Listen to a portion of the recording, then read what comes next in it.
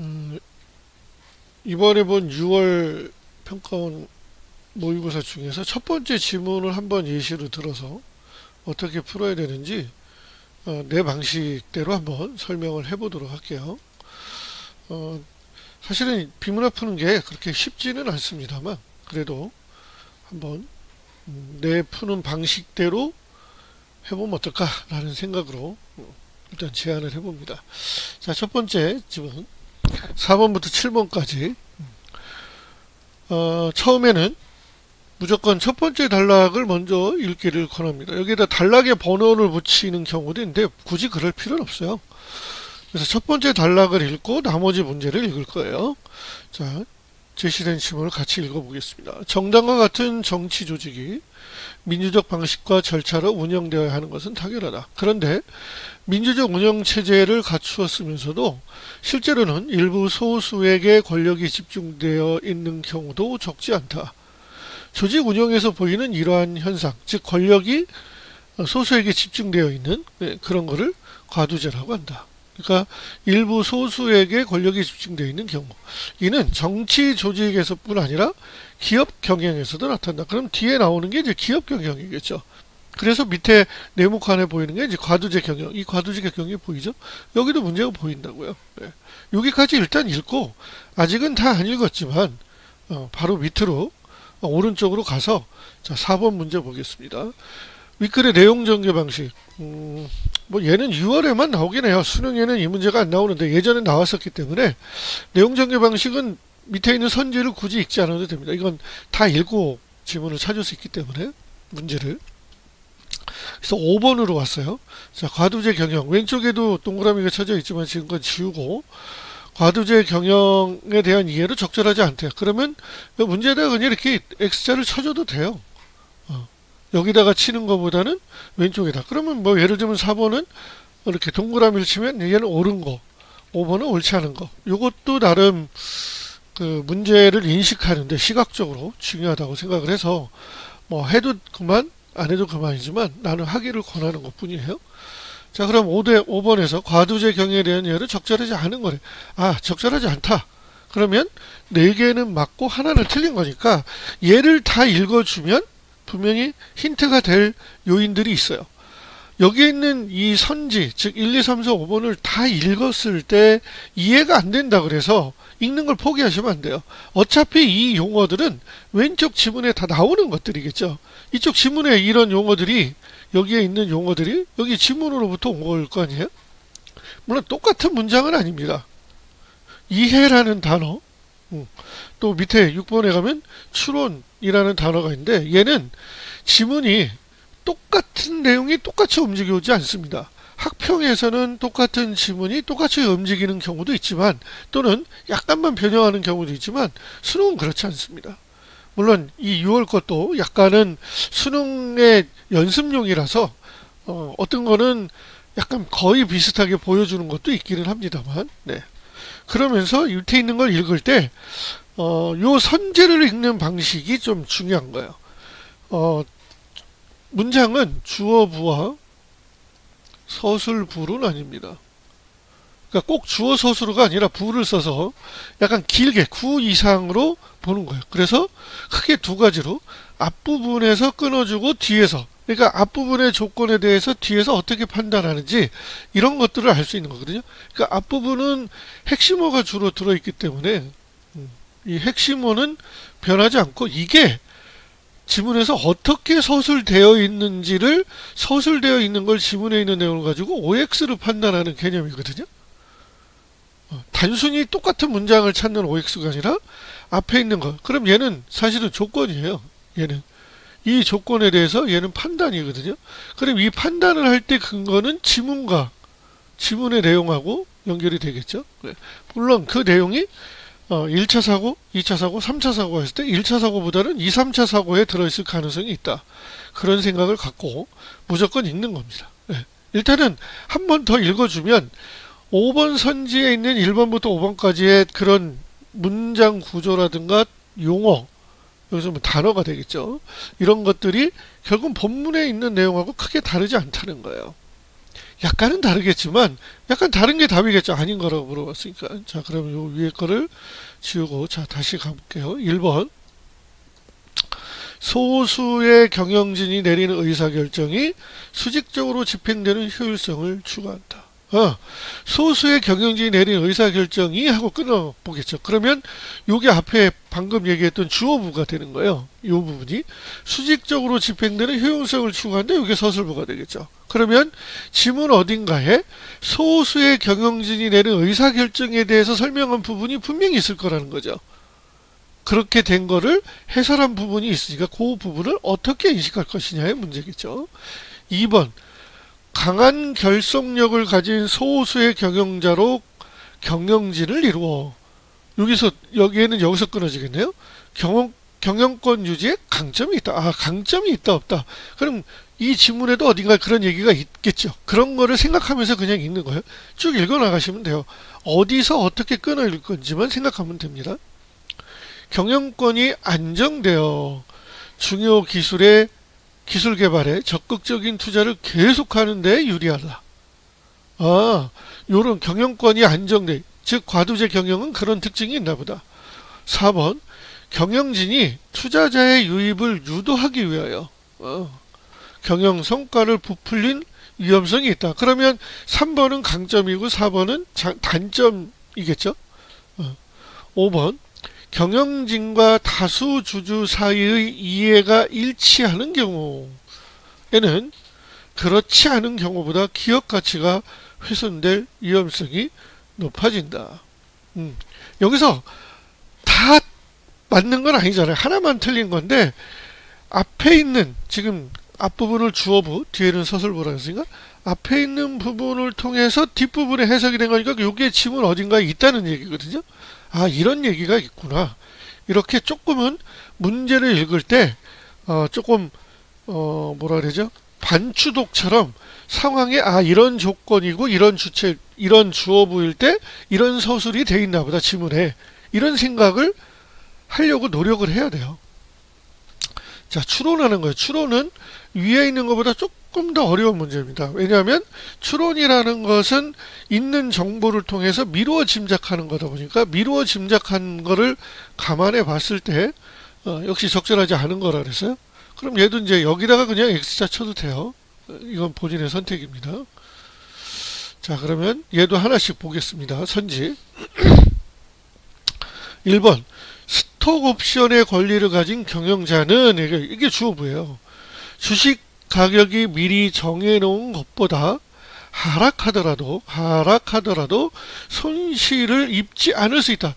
손실을 입는다 안 입는다가 여기서 중요하겠죠. 결국은 지문에 그런 내용이 있을 거라고 생각을 하게 될 거니까.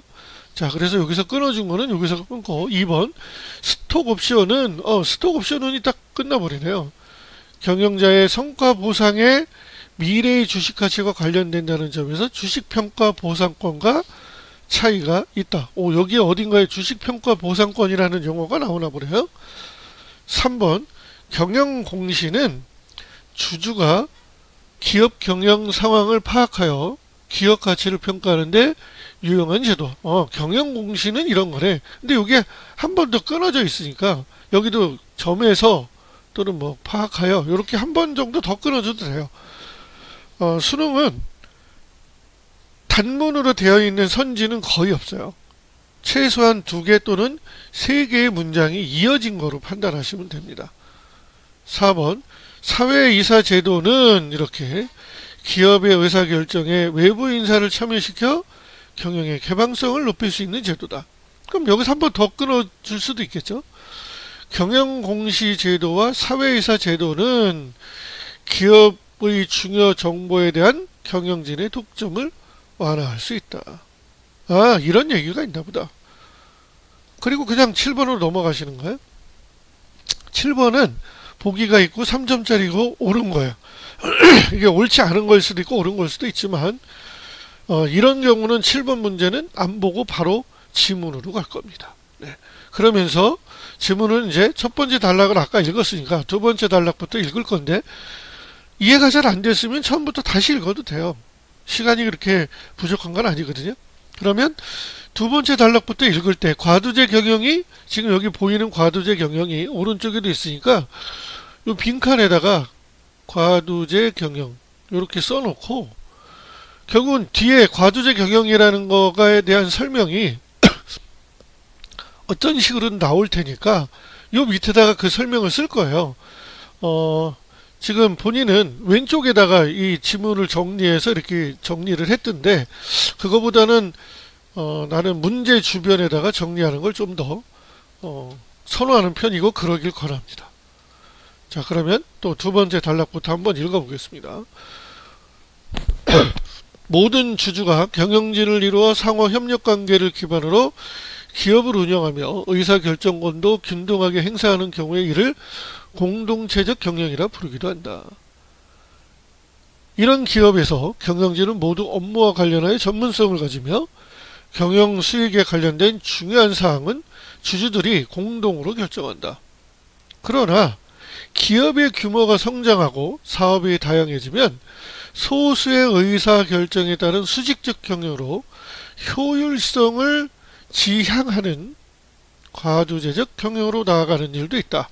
자, 이렇게 여기 보면 그러나를 기준으로 봤을 때 공동체적 경영과 과두제적 경영을 두 개를 비교하고 있죠. 근데 여기에 보면 이미 수직적 경영으로 효율성을 지향한대. 5번에 수직 집행 효율성을 추구한다? 그럼 얘는 무조건 맞는 거니까 일단 답이 안 되는 거죠. 이렇게 바로 찾아 들어올 수도 있어요. 안 들어왔다 쳐도.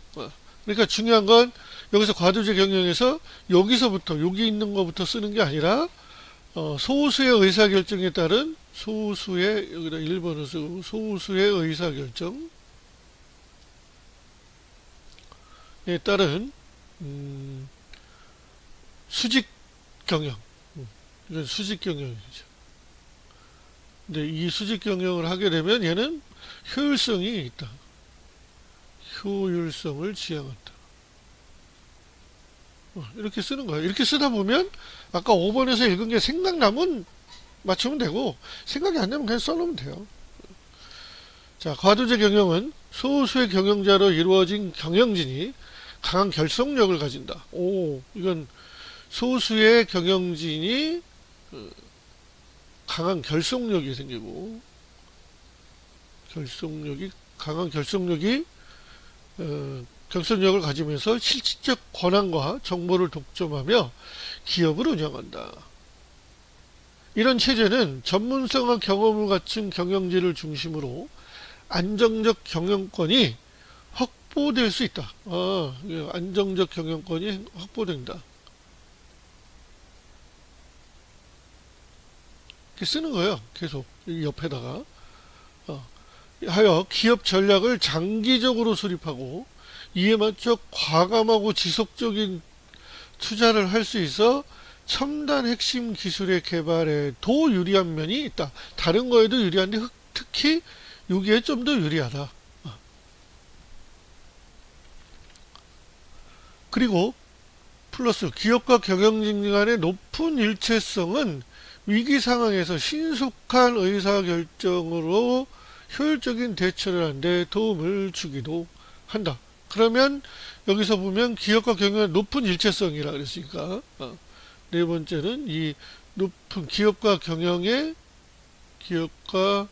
경영진이네요. 경영이 아니라 경영진 간의 일체성, 높은 일체성으로 인해서 위기에 대해서 효과적으로 대처할 때 효과적으로 대처가 가능하다.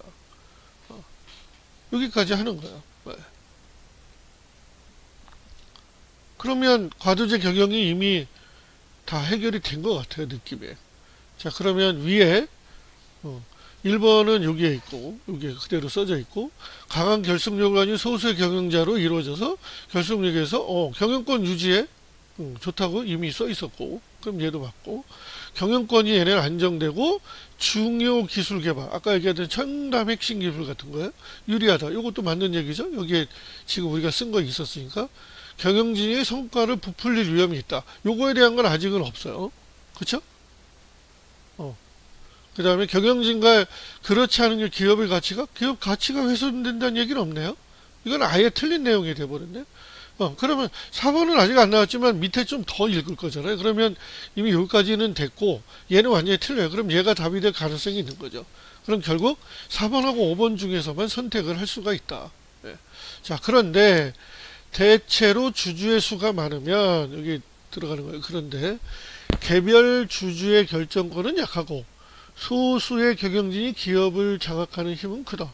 당연한 거죠. 이를 이용하여 정보와 권한이 집중된 소수의 경영진이 사익에 치중하면 다수 주주의 이익이 침해되는 폐해가 나타날 수 있다. 이것도 당연한 거죠. 경영 성과를 실제보다 부풀려 투자를 유치한 지 주주들에게 회복하기 어려운 손해를 입히는 경우도 있으며 기업 운영에 중대한 영향을 미치는 주요 정보들을 은폐하거나 경영 상황을 조작하여 발표함으로써 결과적으로 기업의 가치에 심각한 타격을 주는 사례도 종종 보게 된다.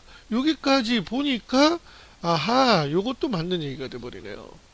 여기 5번이 이제 지금 여기에서 우리가 읽었었던 부풀린다.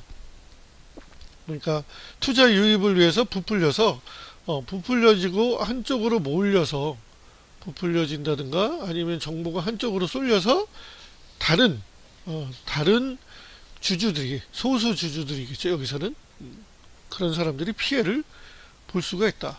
다수 이렇게 이런 부분들이 침해가 나타날 수 있다. 요거는 여기에서 있기 때문에 얘도 되고 5번에 기업 가치가 훼손된다는 거에서 여기서 얘기했는데 사실은 일치하는 경우는 아까 오히려 위기에 효과적으로 대처할 수 있으니까 얘가 이미 틀렸으니까 얘는 이제 5번이 답이 되는 거야.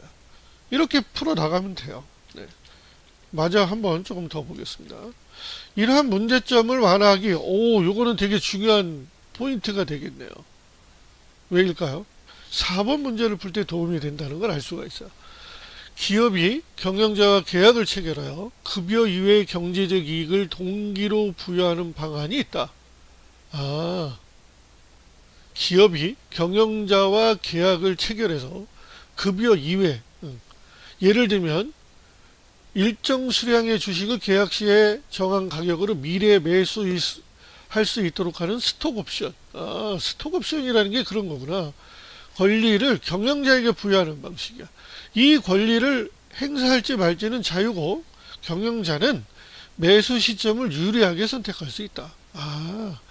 그러니까 이런 경제적 이익을 동기로 해서 급여 위에 경제적 이익을 동기로 부여하는 방안, 이런 것 자체를 스톡옵션이라고 부르긴 합니다. 그래서 이 스톡옵션은 행사할지 말지는 자유고 경영자는 매수 시점을 유리하다. 또 아직 우리나라에 도입되지는 않았지만 기업의 주식 가치가 목표치 이상으로 올랐을 때 경영자가 그에 상응하는 보상을 받는 주식평가 보상권. 주식평가 보상권은 경영자가 어느 그 기업의 가치가 올라갔을 때 그에 상응하는 보상을 받는 게 있는데 우리나라는 아직 도입이 안 됐네요. 기업 경영의 건전성을 확보하기 위해 마련된 공적 제도들은 과도제적 경영의 폐해를 방지하는 기능도 한다. 이런 것들이 있구나. 기업의 주식 가치에 영향을 미칠 수 있는 정보 제공을 법적으로 의무화한 경영 공시 제도는 경영 투명성을 높이는 것이다. 경영 공시는 투명성을 높인다. 경영 투명성. 물론 위에서 요 위에 있는 단락, 요 단락에 있는 내용을 왼쪽에다 정리한다 그래서 문제가 될 건 없어요.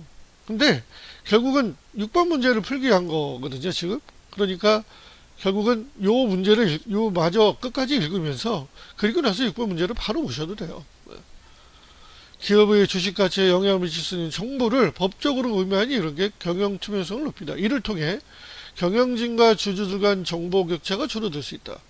기업의 이사회에 외부 인사를 이사로 참여시키도록 하는 사회이사 제도가 있고 독단적인 의사결정을 견제함으로써 폐쇄적 경영으로 인한 정보와 권한의 집중을 억제하는 효과를 거둘 수 있다.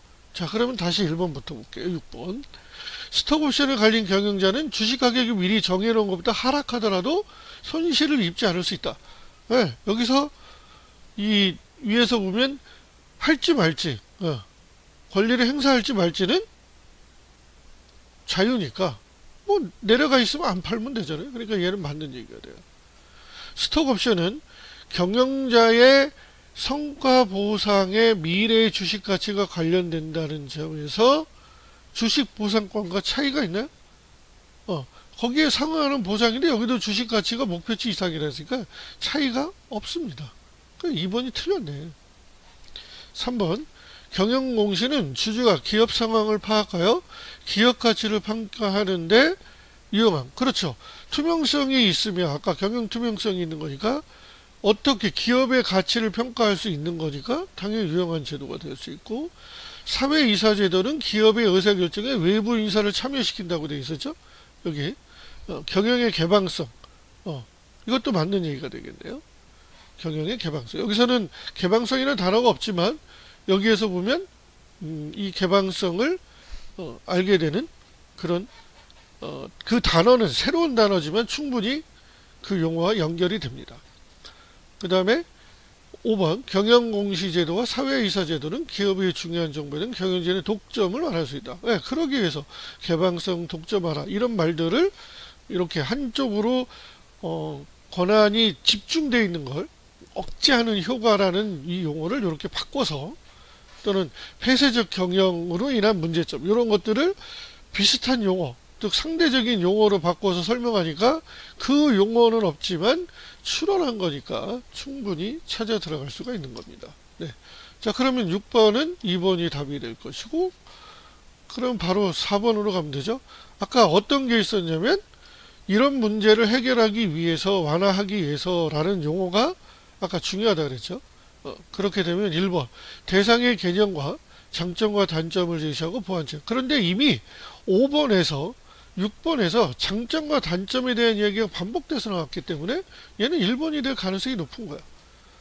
2번. 유사한 원리를 분석하고 이를 하나의 이론으로 통합한다. 아니고, 대립하는 유형을 끌어들여 변천 과정 아니고, 현실적인 사례 아니고, 상반된 입장도 없었고. 원래 얘는 내용 전개 방식은 글의 종류가 결정적이에요. 이 글의 종류는 설명문이에요. 수능에서 나오는 비문학 지문은 다 설명문이에요. 뒤에 선택 과목에서 언매화자 그때 매체에서 논설문 하나, 화법과 장문에서 장문이 논설문이 나올 가능성이 있지만 대부분 설명문이다. 그러니까 5번은 얘는 논설문에 대한 설명이라서 무조건 답이 안 돼요. 그러니까 얘는 1번밖에 답이 안 된다는 걸 쉽게 맞출 수 있어요. 바로 넘어가는 거예요. 이제 7번으로 가야 되겠죠. 7번. 윗글을 바탕으로 보기를 이해한 내용으로 가장 적절한 것은. 자, 그러면 보기를 어차피 읽어야 돼요. X사는 정밀 부품 분야, 아까 그 첨단 분야하고 연관이 된 것 같지 않습니까? 정밀 했으니까 위에서 첨단 핵심 기술 개발하고 연관성을 갖는 것 같아요. 어쨌건 정밀 부품 분야에서 독보적인 기술을 장기간 보유하여 발전시켜온 기업이다. 시장 점유율이 높아. 오, 되게 건전한 기업이고 건실한 기업이네요. 원래 X사의 주주들은 모두 함께 경영진이 되어 중요 사항에 대하여 동등한 결정권을 보유했어. 요거야 아까 있었던 얘들은 처음에는 공동체 경영을 했다는 얘기겠죠. 위의 지문에서 충분히 이해할 수 있습니다. 기업이 성장하면서 효율성 증진을 위하여 소수의 주주만으로 경영진을 구성했다. 예, 그러면 요 뒷부분이 과두제가 된 거죠. 과두제 경영으로 기업이, 요거는 효율성 증진이라는 게 되게 중요하다는 걸 앞에서도 있었지만, 소수, 과두제는 소수, 공동체는 같이 이런 식이겠죠. 경영진은 주기적으로 다른 주주들로 교체되어 전체 주주는 기업의 경영 상태를 파악할 수 있어. 되게 건전한 거네요. 경영 이익의 분배와 같은 중요사항은 전체 주주가 공동으로 의결한다. 그러면 공동체 경영 플러스 과도제 경영을 같이 하는 정반합의 어떤 최고의 좋은 형태를 취하는 것 같아요. X사의 주주 A와 B는 회사의 진로에 관하여 다음과 같은 대화를 나눴다. A. 최근 치열해진 경쟁에 대응하려면 경영진의 구성원을 변동시키지 않고 경영 결정권도 경영진이 전적으로 행사하도록 하는 게 좋겠습니다. 이거는 과두제를 유지하자. 경영진에게 조금 더 오랫동안 할 수 있게 주자. 이건 이제 과두제의 장점을 얘기하는 거죠. B. 시장 점유율이 잘 유지되고 있고 우리 주주들의 전문성도 탁월하니 예전처럼 회사를 운영한다고 하더라도 문제. 얘는 공동체 운영 방식. 그럼 A하고 B가 A는 과두제, B는 공동체라는 걸 우리가 위에 지문을 통해서 알 수 있겠죠. 자, 그러면 이제 그게 이제 옳은 거예요. X사는 주주들 사이의 평등성이 강하여 과도한 정보 격차나 권한 집중과 같은 폐해를 보이지 않는다. 맞을까요? 틀릴까요? 위에 X사는 그렇게 A, B를 물어보는 게 아니라 X사를 물어보는 거예요. 그러니까 얘는 또 폐해를 보이지 않는다고 위에 써 있었기 때문에 얘는 일단 가능성이 있어요. 이게 답이 일본에 나오면 되게 불안해요. 뒤에 2, 3, 4, 5를 읽어야 될지 말지. 읽어야겠죠. 어쨌건. 자, X사는 현재 경영진이 고정되는 구조로 바뀌었지만 아니요. 좋겠습니다. 그랬으니까 바뀌었지만이 이미 틀려버렸어요. 그쵸? 그러니까 얘는 이미 서술부가 틀렸기 때문에 얘는 답에서 X가 되는 거예요. 그러면 뒤에 거 안 읽어도 돼요.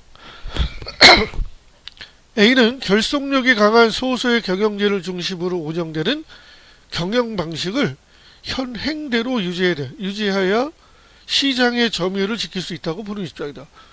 그런 거하고는 전혀 관련이 없죠.